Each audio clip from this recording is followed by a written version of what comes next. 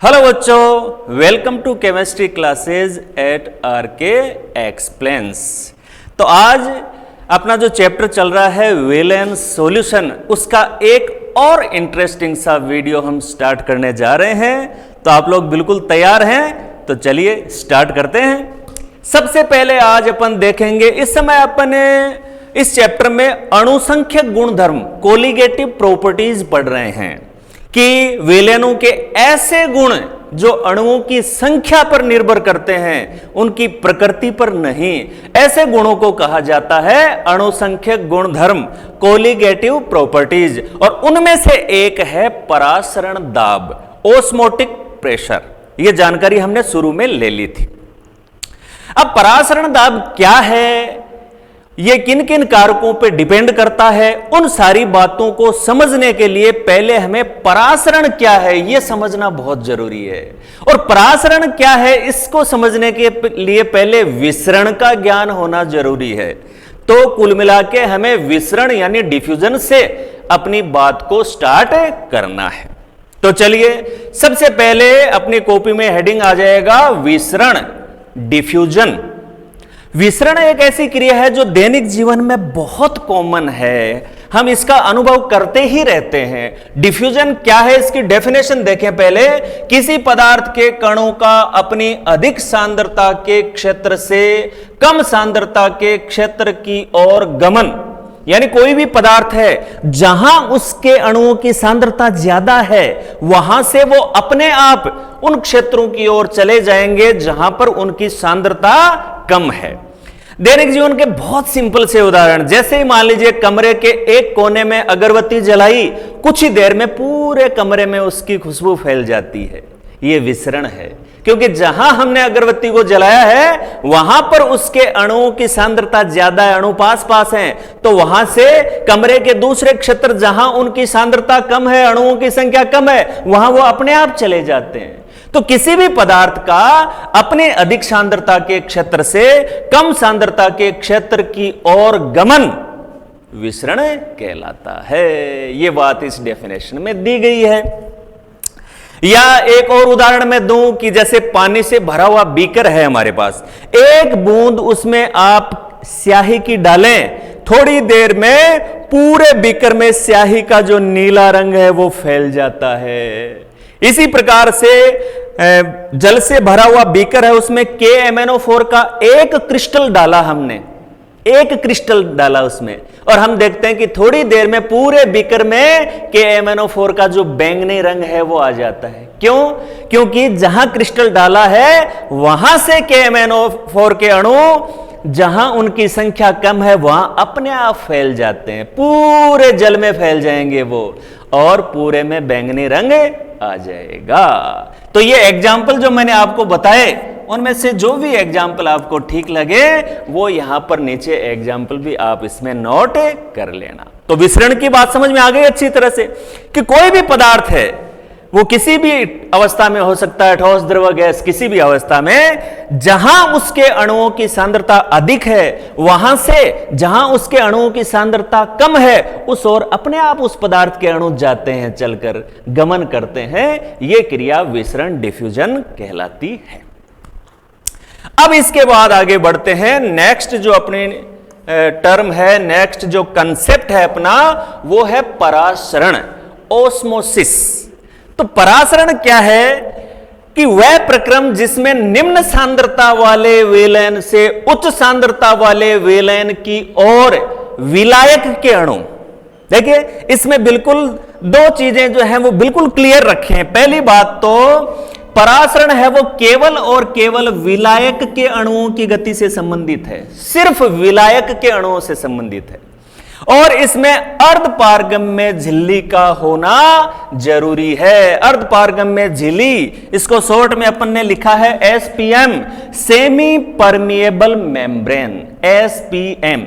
उसमें से अगर विलायक के अणु गुजरते हैं, उसमें से पार होते हैं, तो वो प्रक्रिया परासरण, ओस्मोसिस कहलाती है। तो बिल्कुल दिमाग में इसको अच्छी तरह से बिठाएं आप कि ऑस्मोसिस या परासरण क्या है। ये वास्तव में वह प्रक्रिया है, वह प्रक्रम है, वह प्रोसेस है जिसमें निम्न सांद्रता वाले विलयन से उच्च सांद्रता वाले विलयन की ओर, यानी आप कह सकते हो जिसकी सांद्रता कम है, जिन दो विलयनों की आप तुलना कर रहे हैं उनमें से जो तनु है उससे विलायक के अणु अधिक सांद्रता वाले यानी सांद्र विलयन की ओर जाएंगे। आप यूं समझ सकते हैं कि जो गाढ़ा विलयन होता है, जिसकी सांद्रता ज्यादा होती है, वो जल यानी विलायक के अणुओं को अपनी ओर खींचता है। जितना ज्यादा विलयन सांद्र होगा उतना ही अधिक उसमें विलायक के अणुओं को अपनी ओर आकर्षित करने की क्षमता होती है। तो वो प्रक्रिया जिसमें विलायक के अणु कम सांद्रता वाले विलयन से ज्यादा सांद्रता वाले विलयन की ओर अर्धपारगम्य झिल्ली में से गुजरते हैं, वो प्रक्रिया परासरण कहलाती है। कुल मिला के तीन चीजें परासरण में, ऑस्मोसिस में इंपॉर्टेंट है। नंबर एक बात, ये विलायक के अणुओं की गति है, क्लियर रखें बिल्कुल। नंबर दो बात, इसमें विलायक के अणु हमेशा कम सांद्रता वाले विलयन से ज्यादा सांद्रता वाले विलयन की ओर जाएंगे। नंबर एक बात, विलायक के अणु की गति है ये। नंबर दो बात, इसमें विलायक के अणु कम सांद्रता से ज्यादा सांद्रता वाले विलयन की ओर गति करते हैं। नंबर तीन बात, ये गति अर्धपारगम्य झिल्ली में से होती है। ये तीन इंपॉर्टेंट पॉइंट है ऑस्मोसिस यानी परासरण के।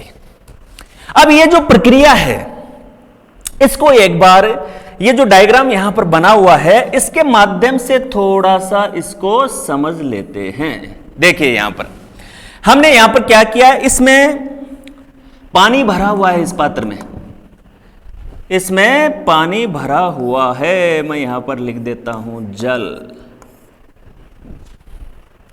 और ये अंदर जो दूसरा पात्र है कांच से बना हुआ, इसके अंदर भरा हुआ है शर्करा का विलयन। शर्करा घोली हुई है, उसमें सांद्र विलयन भरा हुआ है शर्करा का। और यहां इस पात्र में SPM अर्धपारगम्य झिल्ली लगी हुई है।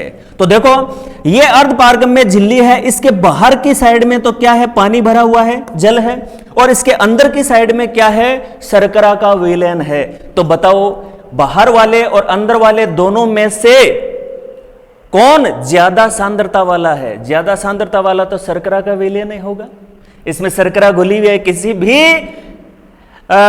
विलयन में जितनी ज्यादा विलय की मात्रा उपस्थित होती है वो उतना ही अधिक सांद्र होता है। तो इस अर्धपारगम्य झिल्ली के बाहर जल के अणु और अंदर शर्करा का विलयन, तो जल के अणु क्या करेंगे, तनु से कम सांद्रता वाले से ज्यादा सांद्रता वाले विलयन की ओर यानी बाहर से अंदर की ओर गति करेंगे। तो इसका परिणाम क्या होगा, इसका परिणाम यह होगा कि इसमें जो पानी भरा हुआ है, शुरू में तो इसमें भी जल का स्तर है, वो बाहर का जो जल का स्तर है उसके बराबर है। जैसे जैसे जल के अणु परासरण के कारण अंदर आ रहे हैं, इसमें जल स्तर बढ़ेगा, धीरे धीरे जल स्तर बढ़ने लगता है धीरे धीरे। इस तरह से उसमें जल स्तर बढ़ने लगता है। तो ये जल के अणु इसके अंदर क्यों आए, परासरण के कारण, क्योंकि बाहर और अंदर जो विलयन भरे हुए हैं उनकी सांद्रता समान नहीं है। तो विलायक यानी जल के अणु कम सांद्रता वाले विलयन से उच्च सांद्रता वाले विलयन की ओर अर्धपारगम्य झिल्ली में से गमन कर रहे हैं। यह प्रक्रिया परासरण है। और इसी बात को दैनिक जीवन के सिंपल से उदाहरण है उनसे भी अपन समझ सकते हैं। जैसे छोटी क्लास में आपने पढ़ा है कि पानी से भरा हुआ बीकर है, हम घरों में देखते भी हैं इसको कि पानी से भरा कोई पात्र है और उसमें यदि किशमिश को डाल दिया जाए, रात के समय उसमें किशमिश डाल के छोड़ दें और सुबह जब हम देखते हैं तो क्या परिवर्तन देखने को मिलता है, उनमें किशमिश फूली हुई मिलती है। क्यों? क्योंकि किशमिश के अंदर जो कोशिकाएं हैं उनमें जो विलयन है वो गाढ़ा है, उसकी सांद्रता बाहर भरे हुए पानी की तुलना में ज्यादा है। इसलिए विलायक के अणु उसकी अर्धपारगम्य झिल्लियों के अंदर से बाहर से अंदर की ओर आते हैं। अंदर जल भरता है, जल की मात्रा बढ़ती है तो किशमिश फूलती है। इसी फूली हुई किशमिश को यदि आप नमक के गाढ़े विलयन में डाल दें तो कुछ घंटों के बाद आप क्या देखेंगे कि जो किशमिश फूली हुई थी वो वापस सिकुड़ गई। क्यों? क्योंकि अब बाहर जो नमक का गाढ़ा विलयन है उसमें उसकी सांद्रता ज्यादा है और किशमिश के अंदर जो कोशिकाओं में विलयन है उसकी सांद्रता कम है। तो जल के अणु कम सांद्रता वाले विलयन से ज्यादा सांद्रता वाले विलयन की ओर जाएंगे, यानी बाहर की ओर गति करेंगे तो किशमिश सिकुड़ जाएगी। ये सिंपल सा कंसेप्ट है। अच्छा, इसमें दो तरह की, एक दूसरे तरीके की लैंग्वेज भी आपको कई जगह लिखी हुई मिल सकती है कि हमने कहा है विलायक के अणु निम्न सांद्रता वाले विलयन से उच्च सांद्रता वाले विलयन की ओर। इसकी जगह यह भी कह सकता है विलायक के अणु अपनी अधिक सांद्रता से कम सांद्रता की ओर। देखो, बाहर जल भरा हुआ तो विलायक यानी जल के अणुओं की सांद्रता तो बाहर ज्यादा ही है, अंदर कम है। और अगर हम कह रहे हैं कि विलयन की अगर तुलना कर रहे हैं तो हमेशा विलायक के अणु कहां जाएंगे? निम्न सांद्रता वाले विलयन से उच्च सांद्रता वाले विलयन की ओर। और इसका एक अल्टरनेट स्टेटमेंट अपन कह सकते हैं कि विलायक के अणु अपनी खुद की अधिक सांद्रता से कम सांद्रता की ओर गमन करते हैं। तो ये बात समझ में आ गई आपके। और जो परासरण है, अभी हमने दो तरह की देखी भाई, किसमें फूल जाती है और सिकुड़ जाती है। तो फूलती है उस समय तो जल के अणु बाहर से अंदर आते हैं, उसको कहते हैं अंतः परासरण। अंतः परासरण, हालांकि ये बायोलॉजी में ये सारी चीजें आप डिटेल में पढ़ते हैं। Endosmosis, endosmosis. और जब उसी फूली हुई किशमिश को अपन नमक के गाढ़े घोल में डाल दें तो वो वापस सिकुड़ जाती है, क्योंकि जल के अणु अंदर से बाहर आते हैं। उसको कहते हैं बहिपरासरण।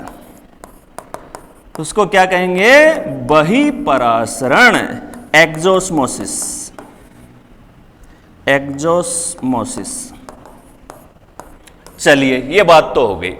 परासरण क्या है ये हमारे समझ में आ गई कि अर्धपारगम्य झिल्ली में से जब विलायक के अणु कम सांद्रता वाले विलयन से उच्च सांद्रता वाले विलयन की ओर गति करते हैं, इस प्रक्रिया को परासरण कहते हैं। अब नेक्स्ट बात जो हमें समझनी है वो है परासरण दाब। तो अणुसंख्य गुणधर्म है वो परासरण दाब है। ठीक है, परासरण दाब क्या है अभी अपन बात कर रहे थे, पहले इसको समझना होगा। पहले आप एक प्रायोगिक व्यवस्था है, इसको देखिए आप, उससे परासरण दाब की जो बात है वो बिल्कुल अच्छे से बड़े आराम से समझ में आएगी अपने। अब इसमें क्या किया, पात्र में बीच में तो अर्धपारगम्य झिल्ली लगा दी है हमने इसमें, ठीक है, और इस तरफ तो भर दिया इसमें विलायक जैसे जल भर दिया इसमें, और इस तरफ जल का कोई शर्करा इसमें मिलाकर शर्करा का जलीय विलयन या नमक मिलाकर नमक का जलीय विलयन, कोई भी सॉल्यूशन भर दिया। इस साइड में बिल्कुल शुद्ध जल है, विलायक है, और इस साइड में उसी विलायक से बना हुआ कोई विलयन है, जल है, और जैसे यहां शर्करा का जलीय विलयन है। क्लियर है बात? दोनों अर्धपारगम्य झिल्ली से अलग अलग है। अब यहां पर क्या किया, इस सेक्शन में ऊपर एक पिस्टन लगा हुआ है, और ये वाला जो सेक्शन है उसमें भी एक ऊपर पिस्टन लगा हुआ है। अब देखिए परासरण दाब क्या है, इस बात को समझेंगे हम। अभी अभी हम परासरण को पढ़ के आ रहे हैं और उसमें साफ साफ कहा गया है कि विलायक के अणु अर्धपारगम्य झिल्ली में से कम से ज्यादा सांद्रता वाले विलयन की ओर जाएंगे। तो इसका मतलब विलायक के अणु इस साइड में जाएंगे शर्करा के विलयन की ओर, अर्धपारगम्य झिल्ली में से। क्लियर है बात? अब यहां पर परासरण दाब वाली बात आती है कि सोचो, अगर हम इधर से ये जो पिस्टन है उसको हम ऊपर से नीचे की ओर दबाएं, इस पिस्टन को नीचे की ओर, तो क्या होगा? पिस्टन को दबाएंगे तो इधर जो अणु है उन पर दबाव पड़ेगा तो अणु पास पास आ जाएंगे। अणुओं के बीच में जो जगह है, रिक्त स्थान है, उसमें कमी आएगी। तो बोलो, बीच में खाली जगह में कमी आएगी तो विलायक के अणुओं के इधर आने की जो संभावना है वो घटेगी या बढ़ेगी? जगह कम हो गई तो संभावना घटेगी। भाई जितनी ज्यादा जगह मिलेगी उतनी आसानी से आ पाएंगे वो। अब दबाव बढ़ा दिया हमने, अणु पास पास आ गए, बीच में खाली जगह कम हो गई, तो विलायक के अणुओं की इस साइड में आने की संभावना कम हो गई, है ना। इसका मतलब हम कह सकते हैं कि परासरण की जो दर है वो घट गई। और दबाव बढ़ाया हमने, परासरण और कम हो गया, और दबाव बढ़ाया और कम हो गया। एक कंडीशन ऐसी आती है जब परासरण बिल्कुल बंद हो जाता है, और परासरण की क्रिया जब बिल्कुल बंद हो गई उस समय कितना दाब लगा रखा है, वही परासरण दाब है। अब आओ इस डेफिनेशन के ऊपर।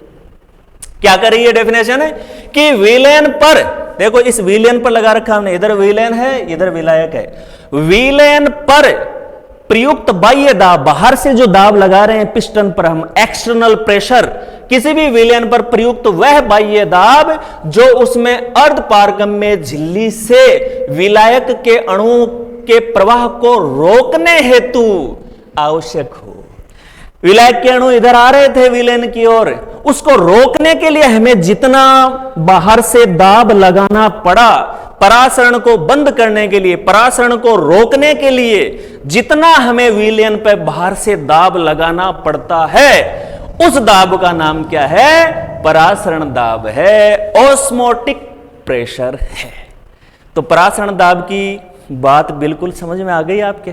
अच्छा, अब यहां पर एक छोटी सी कंसेप्ट, हालांकि आगे अपने वो टॉपिक आ रहा है, लेकिन अभी डायग्राम आपके सामने है तो उसमें थोड़ा सा डिस्कशन और कर लेते हैं।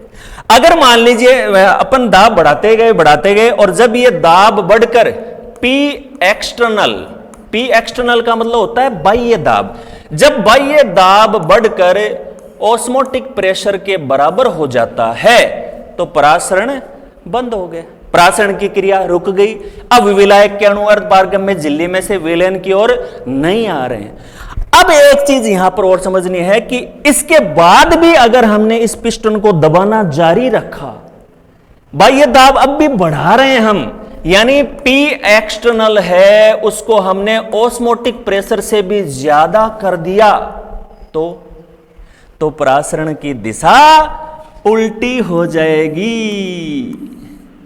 अब विलायक के अणु ज्यादा सांद्रता वाले विलेन से वापस कम सांद्रता वाले विलेन की ओर आना शुरू कर देते हैं, और ये जो टर्म होती है इसका नाम होता है व्युत्क्रम परासरण।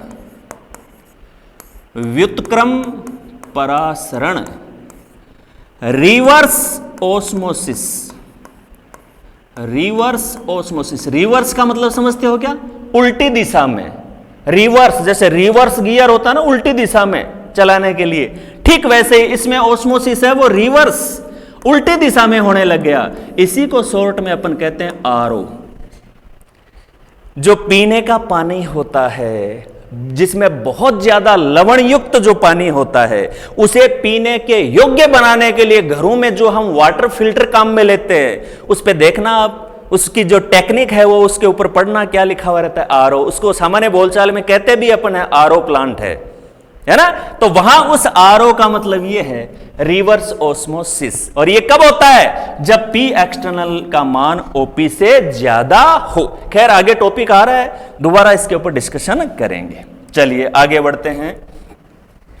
ये जो परासरण दाब समझा अभी हमने, परासरण दाब कौन कौन से कारकों से प्रभावित होता है, इस बात की स्टडी वॉन हॉफ ने की, और उन्होंने दो निष्कर्ष निकाले इसके, जिन्हें हम वॉन हॉफ के परासरण दाब के नियम इस नाम से जानते हैं।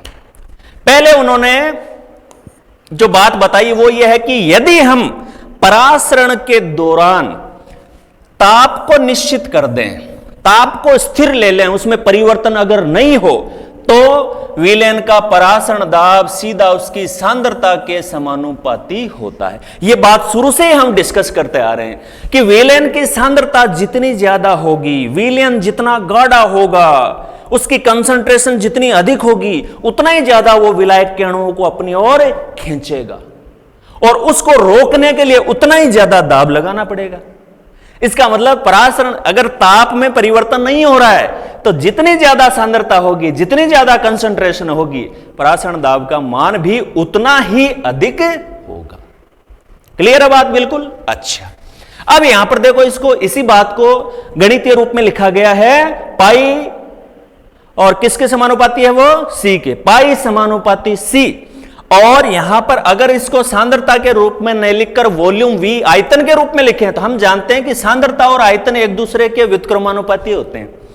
देखो, जैसे मान लीजिए 1 लीटर का पात्र है, पानी भरा हुआ है, और उसमें जो पात्र है वो 2 लीटर का है, और उसमें पानी फिलहाल 1 लीटर भरा हुआ है, उसमें 10 ग्राम नमक मिलाया हुआ है। क्लियर है बात? तो उसकी सांद्रता हो गई 10% हो गई, है ना? W/V 10% हो गई उसकी सांद्रता, या कोई भी मैं कहूं कि गिवन सांद्रता है आपको कि साहब 10%, सीधा ही लिख दिया मैंने W/V NaCl का सॉल्यूशन है। 1 लीटर पात्र में 2 लीटर का पात्र है और उसमें 1 लीटर विलयन इसका भरा हुआ है। इसमें 1 लीटर पानी अगर और मिला दें तो आयतन बढ़कर कितना हो गया? डबल। लेकिन नमक की मात्रा नहीं बढ़ाई है हमने, तो आयतन बढ़ गया और सांद्रता कम हो गई, तनु हो गया ना, वो पहले की तुलना में उसकी सांद्रता गिर गई। यानी आयतन और सांद्रता हमेशा एक दूसरे के क्या होते हैं? व्युत्क्रमानुपाती। अगर आप आयतन बढ़ाओगे तो सांद्रता गिर जाएगी हमेशा, इसलिए पाई समानुपाती सी, या इसकी जगह अपन कह सकते हैं पाई V के व्युत्क्रमानुपाती है। एक ही अर्थ है दोनों का।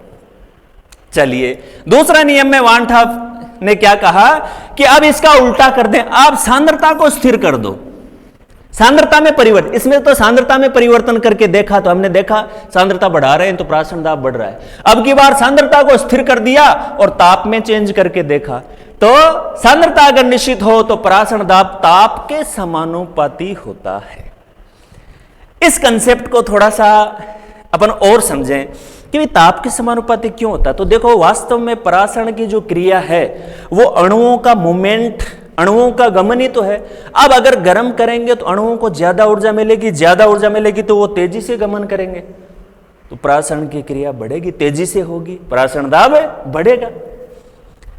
इस कारण से ताप बढ़ाने पर परासरण दाब बढ़ता है, यानी परासरण दाब पाई समानुपाती है। ठीक है, ये पाई है, ये परासरण दाब का सिंबल है।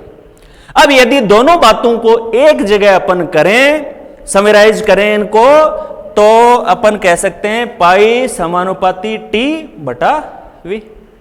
क्लियर है? समानुपाती के चिन्ह को बराबर के चिन्ह में लेंगे तो यहां पर नियतांक आ जाएगा, गैस नियतांक पाई बराबर, वैसे तो इसमें सॉल्यूशन स्थिरांक S लिया जाता है और सॉल्यूशन स्थिरांक जो होता है वो मानक परिस्थितियों में गैस नियतांक के बराबर ही होता है, इसलिए हमने बीच के स्टेप को स्किप करके सीधा ले लिया कि पाई बराबर RT/V, समानुपाती के चिन्ह को बदला, ये नियतांक यहां पर आ गया। तो इसका मतलब पाई और V गुणा होंगे तो पाई V बराबर RT। ये अपने संबंध आ गया कि परासरण दाब, विलयन का आयतन, गैस नियतांक और ताप, इनमें आपस में क्या संबंध होता है, और V की जगह आप C रखें तो सांद्रता हो जाएगी। ये जो संबंध आया है वो है अगर विलयन में विलय के मोलों की संख्या 1 है तो है ये संबंध। अगर मोलों की संख्या 1 से ज्यादा है, कोई भी संख्या है, तो इसमें n को और ऐड कर दें, यानी मोलों की संख्या यदि n हो तो यह संबंध हो गया पाई V बराबर nRT। क्लियर है बात? बिल्कुल। पाई का मतलब परासरण दाब, V विलयन का वॉल्यूम है, आयतन है, n मोलों की संख्या है, R गैस नियतांक है और T है वो टेम्परेचर यानी ताप है।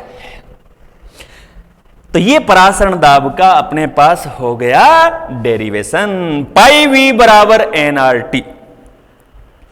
अब हर अणुसंख्यक गुणधर्म के लिए हमने पढ़ा था, हर अणुसंख्यक गुणधर्म का उपयोग क्या होता है, उसकी सहायता से हम जो उसमें बाहर से अवाष्पशील विलय मिलाते हैं उसका मोलर द्रव्यमान ज्ञात करते हैं। सभी अणुसंख्यक गुणधर्मों का सबसे महत्वपूर्ण उपयोग है कि उसकी सहायता से अवाष्पशील विलय का मोलर द्रव्यमान ज्ञात करते हैं, तो इसकी सहायता से भी ज्ञात करेंगे। तो परासरण दाब व विलय का अणुभार या मोलर द्रव्यमान में क्या संबंध होता है, तो ये जो संबंध हमारे सामने है इसी को एक दो रूप में और देख लेते हैं। तो पाई V बराबर nRT ले लिया हमने, पाई V बराबर nRT। यदि V का इधर n में भाग दें इधर तो ये हो गया n/V, कोई दिक्कत नहीं है। अब n/V का मतलब समझो आप क्या हो गया, शुरू में मोलरता पढ़ी थी हमने। मोलरता क्या होती है? विलयन के इकाई आयतन में उपस्थित विलय के मोलों की संख्या, यानी 1 लीटर विलयन में विलय के कितने मोल है। तो देखो V का भाग लग गया तो ये इकाई आयतन हो गया और ऊपर n क्या है, विलय के मोलों की संख्या। इसका मतलब n/V है वो किसको व्यक्त कर रहा है, विलयन की सांद्रता को व्यक्त कर रहा है। C कंसंट्रेशन, सांद्रता को व्यक्त कर रहा है, तो n/V की जगह हमने लिख दिया C, तो पाई बराबर CRT। कहीं कोई दिक्कत नहीं है। चलिए अब अपन कह रहे हैं कि ये C जो है, C सांद्रता को बता रहा है, और यहां पर सांद्रता, विलेन की सांद्रता को व्यक्त करने के कई तरीके होते हैं। उनमें से यहां पर जो ये तरीका है N/V वाला, इसको कहा जाता है मोलरता, मोलेरिटी। 1 लीटर विलेन में उपस्थित विलेय के मोलों की संख्या। तो यहां पर सांद्रता मोलरता के रूप में व्यक्त की गई है। चलिए, तो ये रूप अपने समझ में आ गया। अब कह रहा है कि हमें विलेय का मोलर द्रव्यमान लेना है, तो उसके लिए हमें क्या करना पड़ेगा? इसमें विलेय के N क्या है? विलेय के मोलों की संख्या। यहां पर ये क्लियर कर दिया, मोलों की संख्या। एक बार यहां और लिख देता हूं मैं, N बराबर विलेय के मोलों की संख्या है। क्लियर है बात? चलिए, इस N का मान रख दो। N बराबर किसी भी पदार्थ के मोलों की संख्या कैसे निकालते हैं? उसकी जो भी ग्रामों में मात्रा दी हुई होती है उसमें उसके अणुभार का, मोलर द्रव्यमान का भाग दे देते हैं। तो N का मान हमने रखा, तो WB विलेय का भार बट्टे MB विलेय का मोलर द्रव्यमान या अणुभार। तो इसको N को यहां रख दिया, तो देखो N की जगह WB बट्टा MB हो गया, ऊपर RT था, नीचे V था ही। हमें क्या निकालना है? हमें विलेय का मोलर द्रव्यमान निकालना है। तो विलेय के मोलर द्रव्यमान को यहां ले लो वज्र गुणा वाले तरीके से। इसके सामने गुणा होने के लिए कुछ नहीं है, तो ये तो ऊपर रह गया WBRT, और ये यहां गया तो इसके साथ गुणा में पाई और वी रह गया, उनका नीचे भाग लग गया। तो ये अपना सूत्र आ गया, फॉर्मूला आ गया। इसकी सहायता से हम, यदि हमें परासरण दाब, विलेन का आयतन, ताप, कितना विलेय मिलाया है उसकी मात्रा का पता हो, तो हम अवाष्पशील जो विलेय है उसका अणुभार या मोलर द्रव्यमान ज्ञात कर सकते हैं। क्लियर है बच्चों बात? बिल्कुल। तो ये इसका डेरिवेशन हो गया, आपने नोट कर लेना आप इसको अच्छी तरह से, बहुत इंपॉर्टेंट है ये। अब आगे ये जो डेरिवेशन है या इस पे किस प्रकार के सवाल पूछे जाते हैं, परासरण दाब के ऊपर एक न्यूमेरिकल है जो बोर्ड एग्जाम्स में बहुत बार पूछा गया है, बहुत इंपॉर्टेंट न्यूमेरिकल है, उसको हम करके देख लेते हैं। चलिए, ये न्यूमेरिकल देखो आप इसके ऊपर। ऐसा न्यूमेरिकल बहुत पूछा जाता है परासरण दाब पे कि 27 डिग्री सेल्सियस ताप पर यूरिया के M/10 विलेयन का परासरण दाब ज्ञात कीजिए। तो सबसे पहले इसको हल करते हैं हम। तो कोई भी न्यूमेरिकल को हल करते हैं तो गिवन क्या क्या है वो सबसे पहले बात करते हैं हम। तो एक तो इसमें टेम्परेचर दिया हुआ 27, तो हम लिख लेंगे T बराबर 27 डिग्री सेल्सियस। न्यूमेरिकल में टेम्परेचर अपने को हमेशा केल्विन में काम में लेना है। किस में काम में लेना है? केल्विन में। तो बदल लेते हैं केल्विन में, कोई दिक्कत नहीं है। तो अपन कह देंगे 273 प्लस 27 बराबर 300 केल्विन। क्लियर है बात? चलिए, उसके बाद कह रहा है कि इसकी जो सांद्रता है वो दे दी M/10। कैपिटल M का मतलब मोलरता दी है यहां पर। तो सांद्रता C बराबर हो गया 1/10 कैपिटल M। कैपिटल M का मतलब मोल प्रति लीटर। आप चाहें तो यहां लिख सकते हैं इस बात को, मोल प्रति लीटर।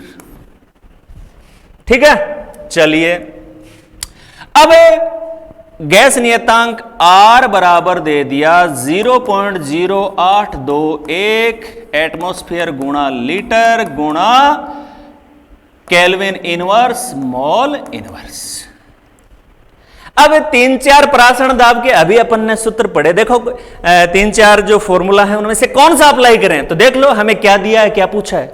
तो यहां पर जो फॉर्मूले दिए हुए हैं उनमें आप मान देख रहे हैं, यहां दिया हुआ है CRT। किस किस के मान दिए हुए हैं? C दिया हुआ है, R दिया हुआ है, T दिया हुआ है। तो नेचुरल सी बात है, देखते ही आपको पता लग जाएगा कि इसमें अपन फॉर्मूला काम में लेंगे। पाई बराबर CRT, ये तीनों मान अपने को दिए हुए, रख दो सीधा। C का मान 1/10 हो गया, C का मान 1/10 है, R का मान 0.0821 हो गया और T का मान हो गया 300। तो सिंपल सी कैलकुलेशन हो गई।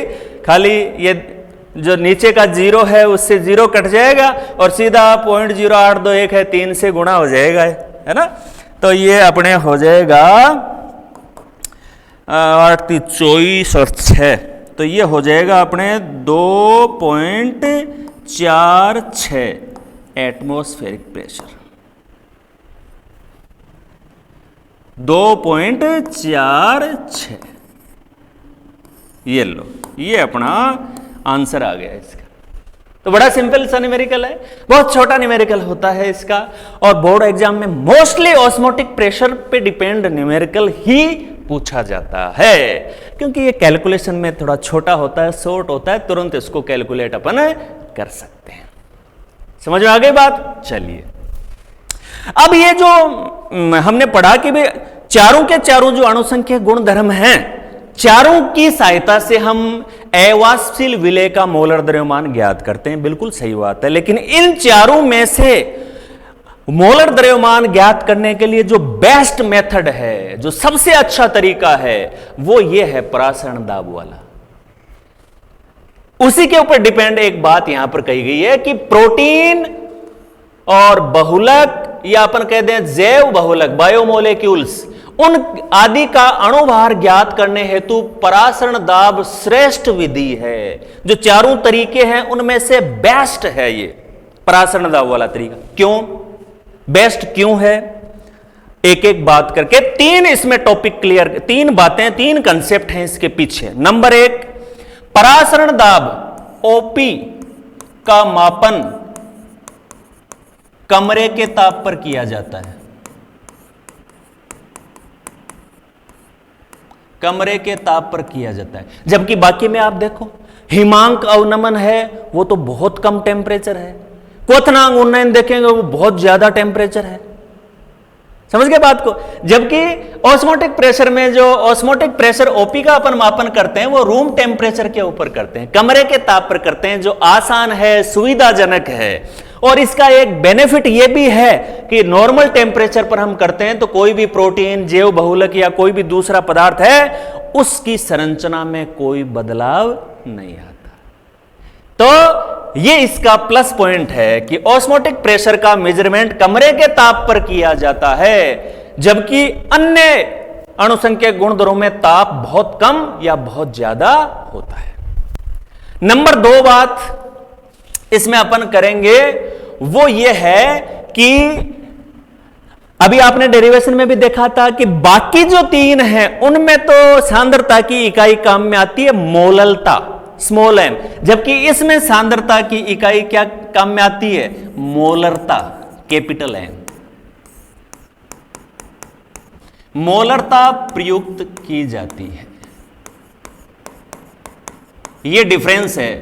तीन बाकी जो तीन अणुसंख्यक गुणधर्म उनमें काम में आती है मोललता, मोलेलिटी, जबकि इसमें काम में आती है मोलेरिटी। स्मॉल एन बटा वी देखा था ना अपन ने, 1 लीटर विलयन में उपस्थित विलेय के मोलों की संख्या।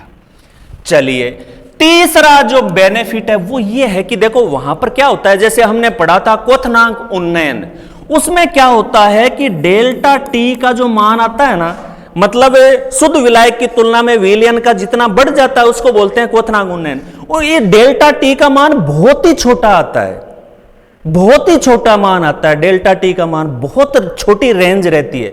अगर उसको कैलकुलेट करने में दशमलव के बाद किसी अक्षर में थोड़ी सी भी अगर ऊपर नीचे उसमें कैलकुलेशन में या प्रेक्षण में रीडिंग में हो जाता है तो उसकी सहायता से जो मोलर द्रव्यमान निकालते हैं उसमें बहुत बड़ा अंतर आ जाता है, क्योंकि डेल्टा टी का मान ही इतना कम होता है कि उसके मेजरमेंट, उसका एग्जैक्ट मेजरमेंट करना बहुत मुश्किल है। जबकि परासरण दाब ओपी की जो परास होती है, ओपी की जो रेंज होती है वो बड़ी होती है, अतः इसका एग्जैक्ट मापन किया जा सकता है। और अगर ओपी के मेजरमेंट में अगर मामूली त्रुटि भी अगर रह जाती है तो इसकी सहायता से जो विलेय का हम अणुभार ज्ञात करते हैं उसमें बहुत कम अंतर आता है, यानी वो एग्जैक्ट या सही अणुभार के लगभग नजदीक होता है। समझ गए बात को? तो ये 3 पॉइंट हैं जिनकी वजह से विशेष रूप से प्रोटीन, जैव बहुलक, इनका अणुभार ज्ञात करने हेतु इसको बेस्ट मेथड माना जाता है। परासरण विधि बाकी अणुसंख्यक गुणधर्मों की तुलना में श्रेष्ठ मानी जाती है। अब इसके बाद ये बात तो वही आ गई जो पहले हम कर चुके हैं। परासरण दाब में आपको बताया था कि परासरण दाब के बराबर दाब होने के बाद भी अगर अपन दाब बढ़ाना जारी रखें तो वो जो घटना होती है उसको कहते हैं व्युत्क्रम परासरण, रिवर्स ऑस्मोसिस। जब विलयन पर प्रयुक्त बाह्य दाब परासरण दाब से ज्यादा होता है तो विलायक के अणु विपरीत दिशा में, यानी ज्यादा सांद्रता वाले से वापस कम सांद्रता वाले की ओर, यानी अधिक से कम सांद्रता वाले विलयन की ओर गति करते हैं। इसे रिवर्स ऑस्मोसिस कहते हैं। और ये जो टेक्निक होती है, वो जो खारा पानी है, समुद्र का पानी है, उसका विलवणीकरण, विलवणीकरण का मतलब होता है उसमें से लवणों को हटाना, डीसैलिनेशन। तो समुद्री पानी, खारे पानी में से लवणों की मात्रा को हटाकर उसे पीने योग्य पेयजल के रूप में उसको बदलने में यह टेक्नोलॉजी काम में ली जाती है, जो आजकल घरों में बहुत कॉमन है। अच्छा, ये जो आरओ होता है उसमें जो अर्धपारगम्य झिल्ली जो एसपीएम हम काम में लेते हैं वो सेलुलोज एसीटेट की बनी हुई होती है। ये अर्धपारगम्य झिल्ली इसमें जो काम में लेते हैं वो किसकी बनी हुई होती है? सेलुलोज एसीटेट की बनी हुई होती है।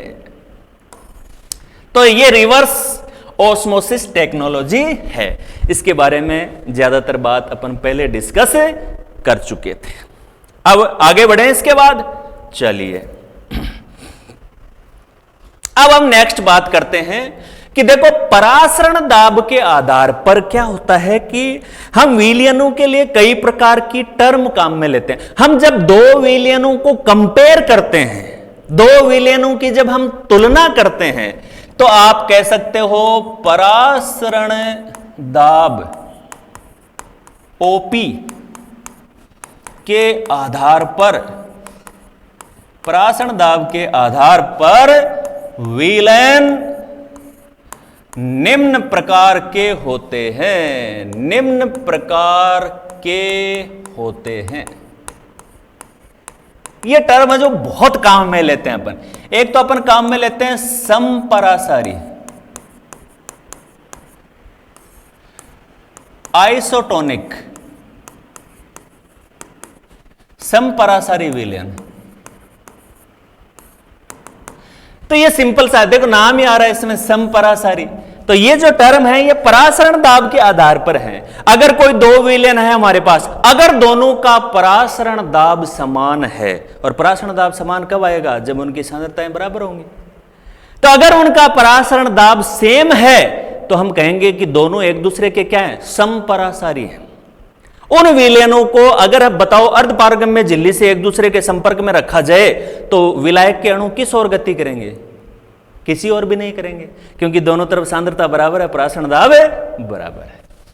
तो अपन समपरासारी विलयन किसको कहें? वह विलयन जिसका परासरण दाब किसी अन्य विलयन के बराबर होता है, किसी अन्य विलयन के बराबर होता है, समपरासारी कहलाता है, समपरासारी कहलाता है। क्लियर है बात? इसका एक बहुत बढ़िया अपन एग्जाम्पल देखते हैं कि अगर NaCl का, NaCl एग्जाम्पल यहां पर लिख लें आप, NaCl का 0.9% W/V जलीय विलयन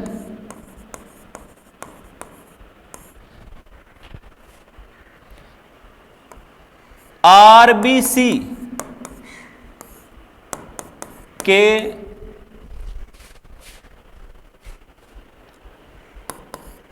कोशिकीय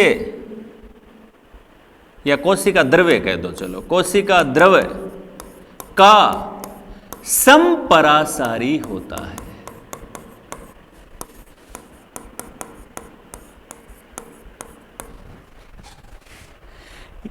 NaCl का नमक का यदि 0.9% W/V जलीय विलयन बनाया हुआ हो NaCl का, तो वो जो हमारे ब्लड में जो आरबीसी होती हैं, रेड ब्लड कॉर्पसल्स, लाल रुधिर कणिकाएं, उनके कोशिका द्रव्य का समपराशरी होता है। इसको बोला जाता है, ये जो NaCl का 0.9W/V जलीय विलयन है ना, इसको बोला जाता है NSS। NSS का मतलब नॉर्मल सेलाइन सॉल्यूशन।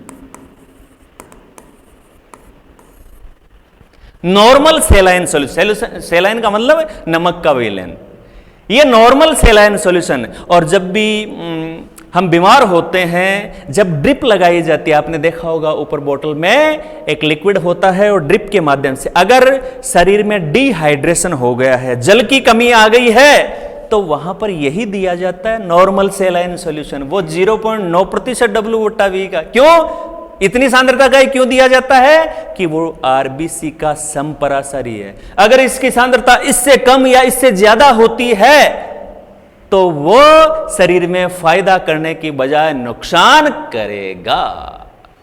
ठीक बात है। चलिए अब तुलना के आधार पर अपन आगे बढ़ते हैं और नंबर 2 पे देखते हैं अति पराशरी। अति पराशरी यानी हाइपरटोनिक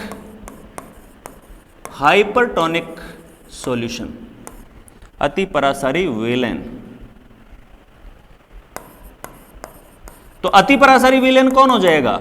वह विलयन, देखो परिभाषा में क्या चेंज करेंगे आप, वह विलयन जिसका परासरण दाब किसी अन्य विलयन, और मैं इसी में करेक्शन कर देता हूं, आप नीचे लिख लेना इसको, किसी अन्य विलयन से अधिक होता है, किसी अन्य विलयन से अधिक होता है।